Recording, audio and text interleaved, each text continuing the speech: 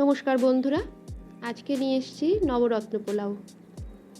প্রথমে বাসমতি চাল নিয়ে নুন হলুদ তেল মাখিয়ে ওটা রেখে দেব। তারপর পনির কেটে নেব টুকরো টুকরো করে। এরপর কাজু কিশমিশ আমন্ড ছোট ছোট টুকরো করে কেটে নেব। আগে ভিজিয়ে রেখেছিলাম যাতে কাটতে সুবিধা হয়।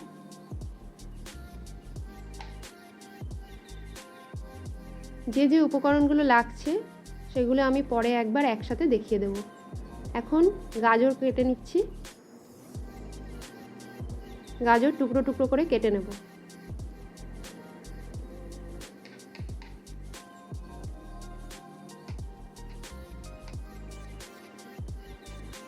গাজরের মাঝখানের অংশটা নেব না, পাশ থেকে কেটে টুকরো করব।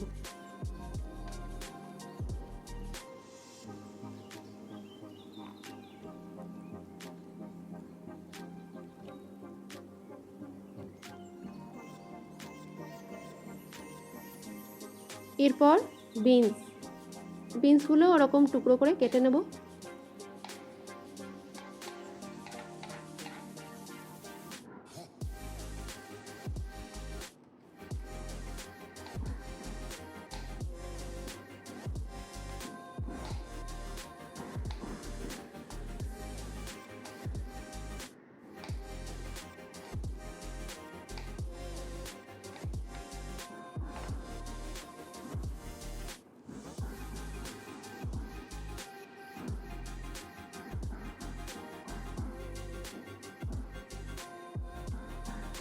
এরপর আপেল টুকরো টুকরো করে কেটে রেখে দেব।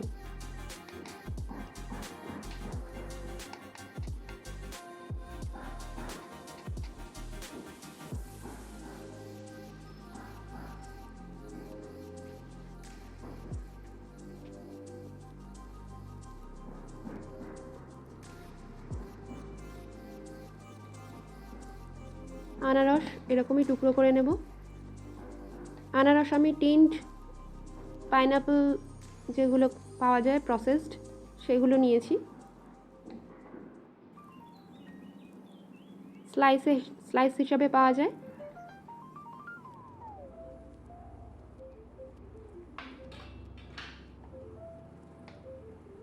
আদা লাগবে, আদার রস নেব, সেই জন্য আদা কেটে নিচ্ছি।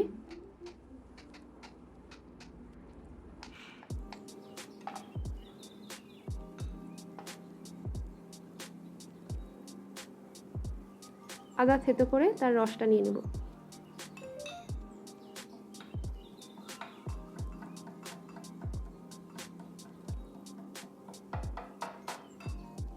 যা যা উপকরণ লাগছে মোটামুটি সেগুলো সাজিয়ে নিয়েছি একবারে।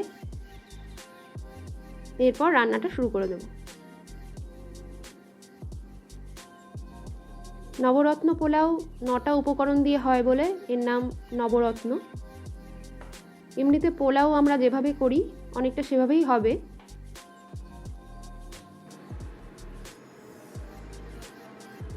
সাদা তেলের সাথে ঘি মিশিয়ে নেব।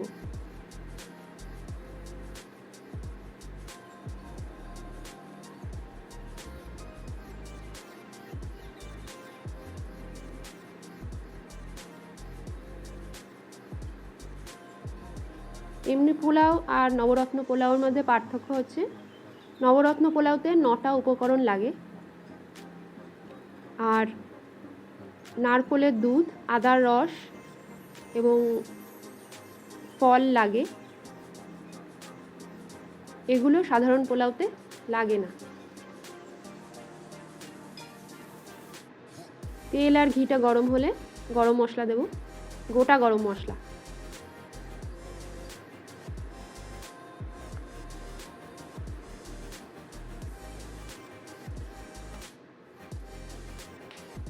গোটা গরম মশলা দেওয়ার সুবিধা হচ্ছে পরে এগুলো তুলে নিতে সুবিধা হয়, মুখে পড়ে না।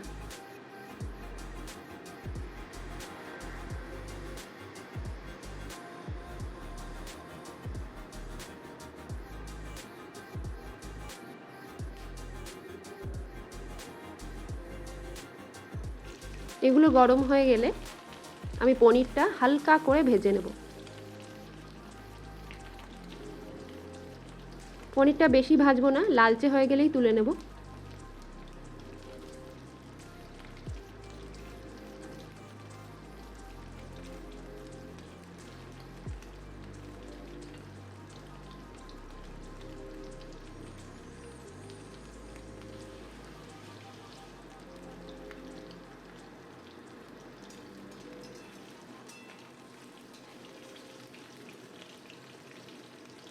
পনির টুকরো করে কেটে নিয়ে একটু নুন মিশিয়ে রেখেছিলাম, তাই ভাজার সময় নুন দিলাম না।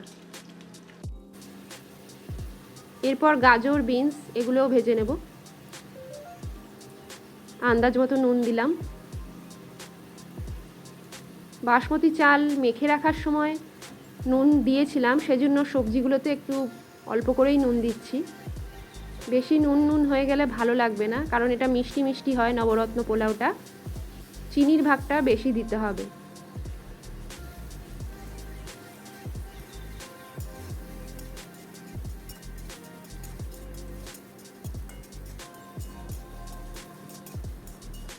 এটা লঙ্কা বা শুকনো লঙ্কার গুঁড়ো লাগে না।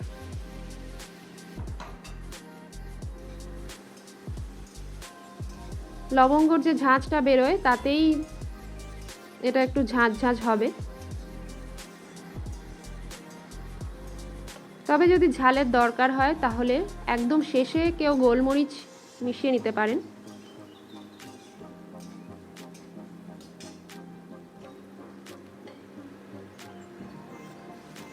আদার রসটা দিয়ে দিলাম।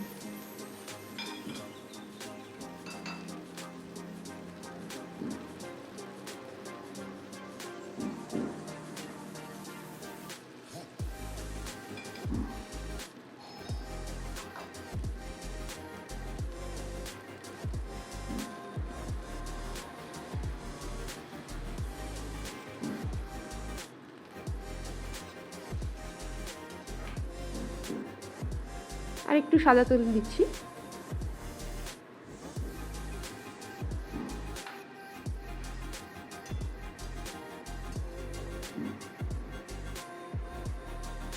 এরপর চালটা মেশাতে থাকবো।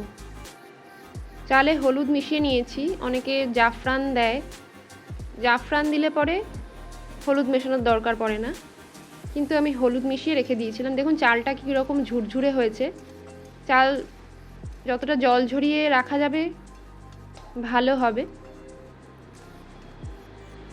ঝুরঝুরে অবস্থায় নাড়তেও সুবিধা।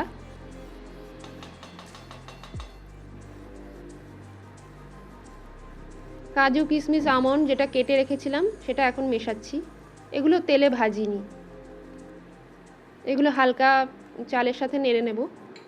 খুব বেশি চাল নাড়ানাড়ি করব না, অনেক সময় ভেঙে যেতে পারে। হালকা হালকা করে মিশিয়ে নেব।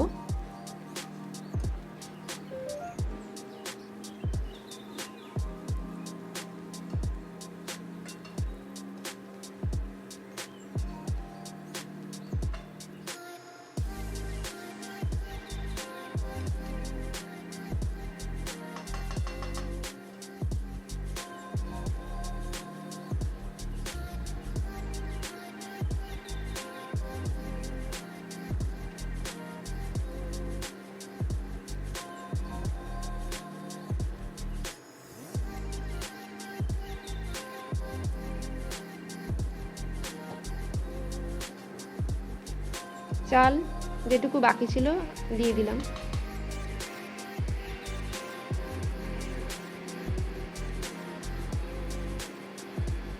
এরপরে জল দেবার পালা। এটাই কিন্তু আসল কাজ। আমি মোট 5 কাপ জল দেব। এই যে সাদা কাপের 5 কাপ জল, এর 2.5 কাপ চাল আমি নিয়েছি। যতটা চাল নেব তার দ্বিগুণ জল দিতে হবে।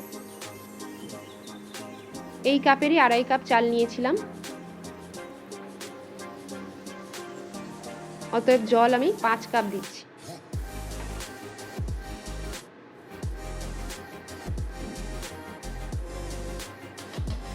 দেখুন বন্ধুরা, গোটা গরম মশলাগুলো ভেসে উঠেছে।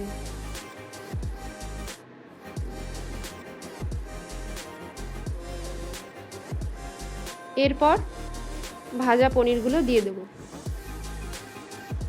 পনির দিয়ে বেশি নাড়ানাড়ি করা যায় না, ভেঙে যাবে।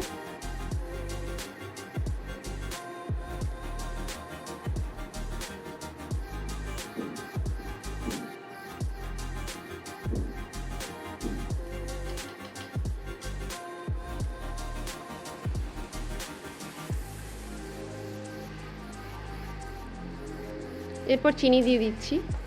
আপনারা যতটা মিষ্টি খেতে ভালোবাসেন ততটা দেবেন, কেউ বেশি মিষ্টি খেতে ভালোবাসলে বেশি দেবেন, আরও মিষ্টি দেওয়া যায়। আমরা অতটা মিষ্টি খাই না বলে অল্পই দিলাম।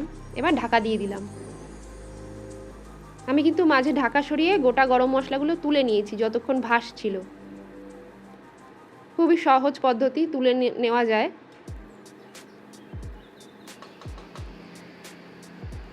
দশ 15 মিনিট সিমে করে রাখলে জল টেনে যায়। দেখুন কীরকম ঝুরঝুরে হয়েছে।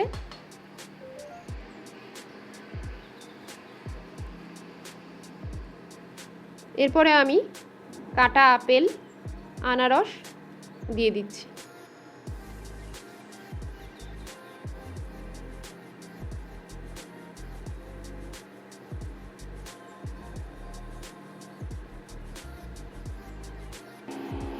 ওপর থেকে নিচ অবধি একদম ভালোভাবে চালটা সেদ্ধ হয়ে গেছে।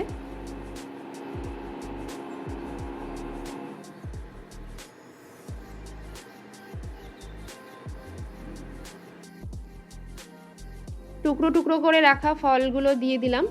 এবার একটু ওপর নিচ করে নেব আলগা করে। বেশি নাড়াচাড়া ঘাটাঘাটি করব না। নবরত্ন পোলাও শুধু শুধু খেতেও ভালো লাগে, নিরামিষের দিন খুবই সুন্দর লাগে এটা খেতে। এর সঙ্গে নিরামিষ আলুর দম খুবই ভালো লাগে। সব শেষে নারকেলের দুধ ছড়িয়ে দিলাম।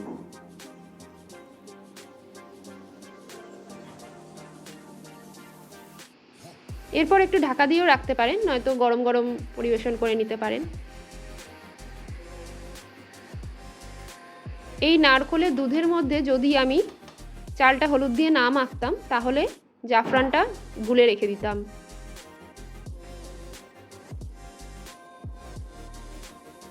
হলুদ দিয়েছি বলে আর জাফরান ব্যবহার করলাম না। দেখুন আলুর দমের সাথে তৈরি আমার নবরত্ন পোলাও।